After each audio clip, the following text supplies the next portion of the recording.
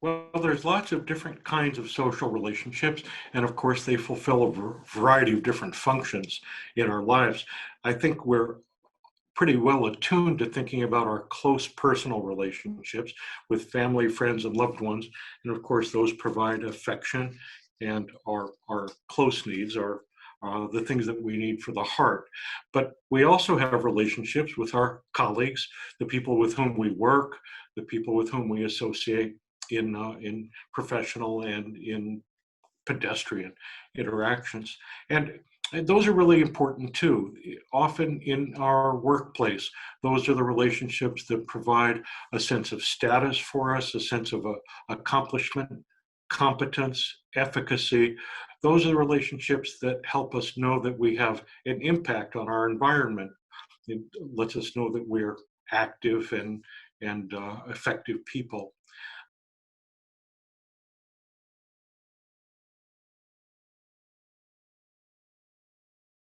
Personal relationships are close relationships. They give us a sense of history and they give us a sense of individuality. In other words, the people who remember what we said last time, that happens in our personal relationships. Those are the ones that help us know that we are different than others. The people with whom we communicate in a very interactive sense, who bring up things that we have said before, done before, that make us different from other people. That's a personal relationship as opposed to a relationship based on groupings or group stereotypes. So for instance, when students come into my class, they know I'm a professor and they relate to me on that basis. But after a long enough time in class, they know the things that I am likely to do, the things that I will find rewarding. They'll remind me of things that I said. And as I get to know them, I remember how they answered certain questions, who was the one who seems to be very responsive, who's there all the time. And I refer to those things in our interaction with one another. And that gives people a sense that they're real and important. They're not just another anonymous member of the group.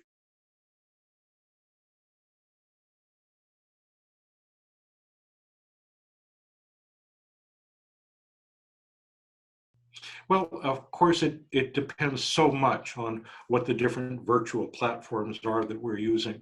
And I think there's a pretty common assumption that something is always lost when we communicate over some kind of electronic medium rather than face to face. And I don't necessarily agree with that assumption, although it's very easy to make. Because as humans, we're all very attuned to seeing each other's faces, hearing each other's voices. And when we have that information available to us, we gravitate to it. There's no question about that. But I think because of that uh, predisposition we have to tune into nonverbal cues, we go along with a very intuitive assumption that when we don't have all of those cues, then there's something missing and something we're not going to be able to do. And I think that is somewhat of a myth because at the same time, while we think that and we articulate that, most of the students I know and many other people I know are communicating using texting more frequently than anything else. I get more email than I get face to face or video conversations throughout my day. And it doesn't mean something is necessarily lacking. It depends on how we're articulating ourselves, what we are more or less listening for in other people's messages, and how we respond to them. There is some theoretical work I've done and empirical research that's followed it that shows there are cases when communicating by email and text actually leads to greater intimacy and liking than we are typically able to accomplish through face-to-face communication.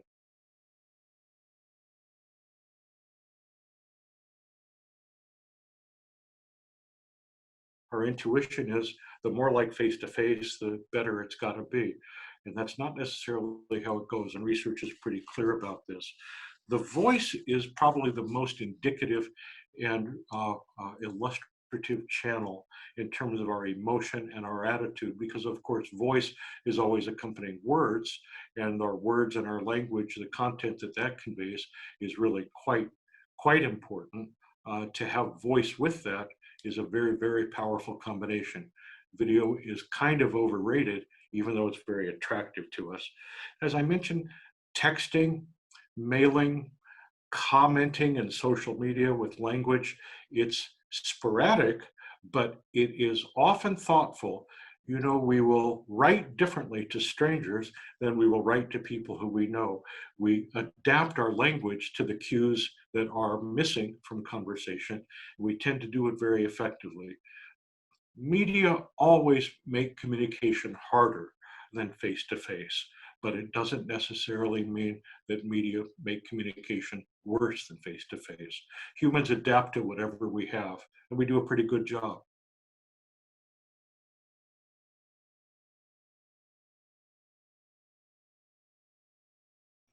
People are drawn to video conferencing because it feels the most like face-to-face communication, at least when it's one-on-one video conferencing.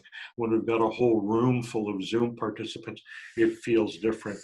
But it's useful in one-on-one because we're able to have so many signals being exchanged that talk about our mood, our opinions, our affect and emotions. But if the conversation is not about our mood and our affect and attitudes and opinions, then video can be a distraction. Uh, Video reminds us that we have to worry about how we look, how we sound, whether we're interrupting and so forth, whereas sometimes a phone call can be much more important.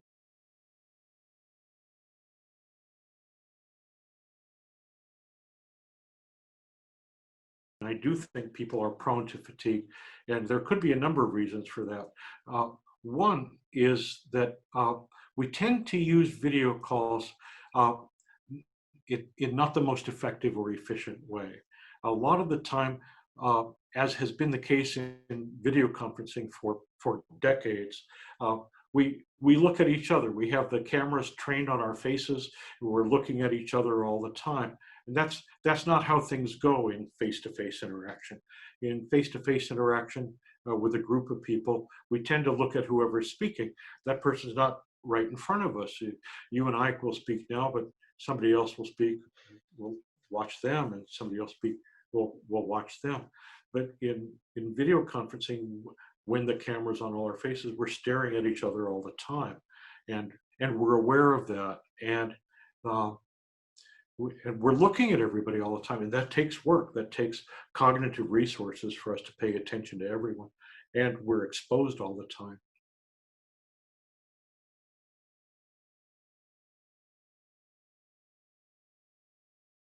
I'd like to focus on the interactivity aspects of communication.